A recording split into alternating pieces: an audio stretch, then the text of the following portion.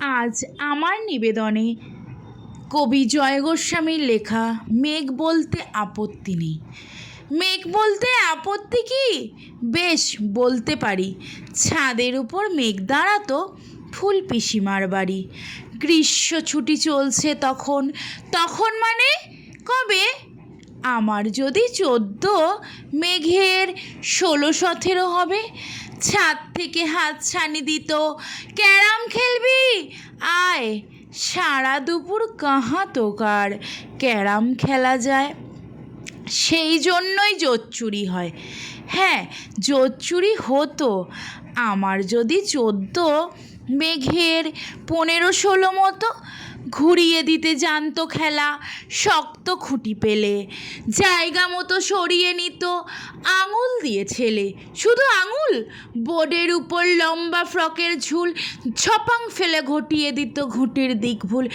এইখানে না ওখানে, এইটা না ওটা, ঝাঁপিয়ে পড়ে ছিনিয়ে নিল ঘুঁটির বাক্সটা।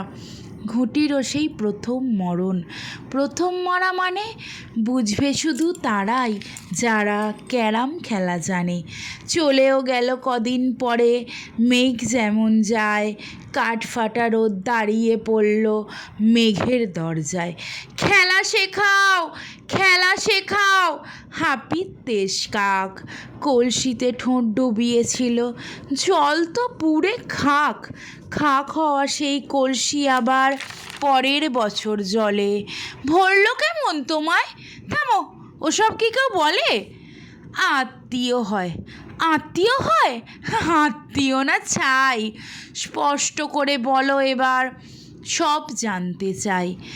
2-3 ক্লাসের বয়স বেশি, গ্রীষ্ম ছুটি হলে ঘুরেও গেছে 2-3 বছর, এই জানে সকলে।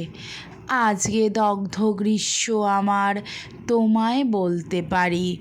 মেঘ দেখতাম ছাদের ঘরে, ফুল পিসিমার বাড়ি। মেঘ দেখতাম ছাদের ঘরে, ফুল পিসিমার বাড়ি।